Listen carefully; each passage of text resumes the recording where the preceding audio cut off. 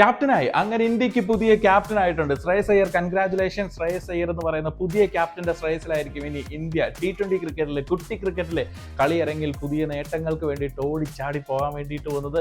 ശ്രേയസ് അയ്യറിന്റെ ഈ ഒരു പേര് വരുമ്പോൾ മലയാളികളായ നമ്മൾ ഒരുപാട് ആകാംക്ഷയോടുകൂടി കാത്തിരുന്നായിരുന്നു സഞ്ജുവിന്റെ ആ ഒരു പേര് അതിലേക്ക് പരിഗണിക്കുമോ എന്നുള്ളത്. പക്ഷേ ടീമിന്റെ ഭാഗമായി സഞ്ജു തുടരുമെങ്കിലും സഞ്ജു ആയിരിക്കില്ല captain. Tilak Varma vice captain ആകുന്ന ഈ ഒരു പുതിയ T20 ലൈനപ്പിൽ ആ 15 വയസ്സുകാരൻ സാക്ഷാൽ വൈഭവ് സൂര്യവംശി എന്ന സ്റ്റാർ ആയിട്ട് നിൽക്കുകയാണ്. ഇന്ത്യക്ക് വേണ്ടിയിട്ട് അരങ്ങേറാൻ വേണ്ടിയിട്ട് പോകുന്ന ഏറ്റവും പ്രായം കുറഞ്ഞ താരം എന്ന് പറയുന്ന ചരിത്ര നേട്ടത്തിന്റെ തൊട്ടരികിൽ വൈഭവ് നിൽക്കുമ്പോൾ വൈഭവിന്റെ വൈഭവങ്ങൾ ഇനി നമുക്ക് നീലക്കുപ്പായത്തിലും കാണാൻ വേണ്ടിയിട്ട് പറ്റും.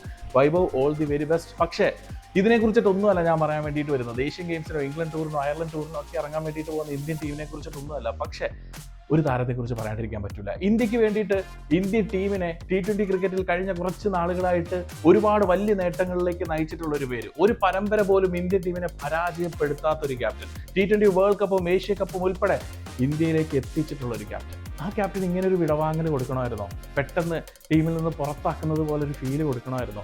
ഓഫ് കോഴ്സ് ടീമിൽ ഒരുപാട് പ്രതിഭകളായിട്ടുള്ള താരങ്ങൾ പുറത്ത് നിൽക്കുന്ന സമയത്ത് ഈ പറയുന്നോട്ട് ഇമോഷൻസിനല്ല സ്ഥാനം.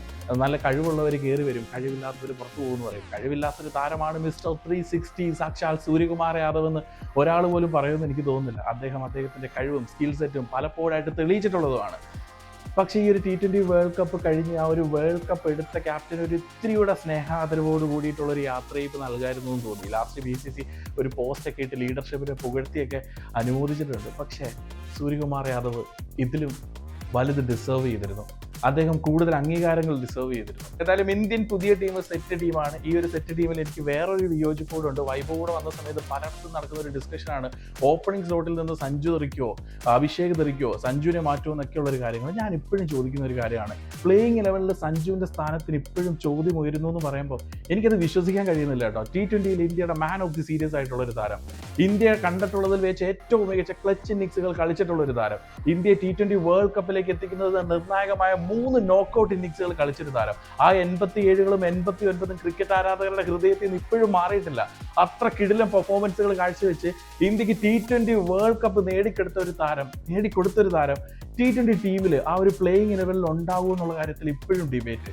പലപ്പോഴും പല രീതിയിൽ തഴയുന്നു എന്ന് കേൾക്കുന്നതിനോടൊപ്പം തന്നെ എടുത്തു പറയേണ്ട ഒരു കാര്യമാണ് അയാൾക്ക് കുറച്ചെങ്കിലും ബഹുമാനവും റെസ്പെക്റ്റും ഒക്കെ കൊടുക്കാട്ടോ സഞ്ജുവിന്റെ കാര്യത്തിൽ. സഞ്ജു ഈ T20 ടീമിലുണ്ട്. വീണ്ടും കിടിലൻ ഫോം ആ ഒരു നീല ജേഴ്സിയിൽ പ്രകടിപ്പിക്കാൻ സഞ്ജുവിന് കഴിയട്ടെ. എന്തായാലും നിങ്ങൾക്ക് എന്താ തോന്നുന്നത്? സ്കൈനെ ഈ ഒരു ടീമിൽ നിന്ന് ഇങ്ങനെ പുറത്താക്കിയത് ശരിയായിട്ടുള്ള ഒരു തീരുമാനമാണോ? ഒപ്പം പ്ലേയിങ് 11ൽ സഞ്ജു ഉണ്ടാകുമോ ഇല്ലയോ എന്നുള്ളൊരു ഡിബേറ്റ് അത് ആവശ്യമുള്ളൊരു കാര്യമാണോ? കമന്റ് ബോക്സിൽ പറയണേ. ടീമിനെ കുറിച്ചിട്ടുള്ള എല്ലാ ഒപ്പീനിയൻസും പറയാൻ മറക്കണ്ട.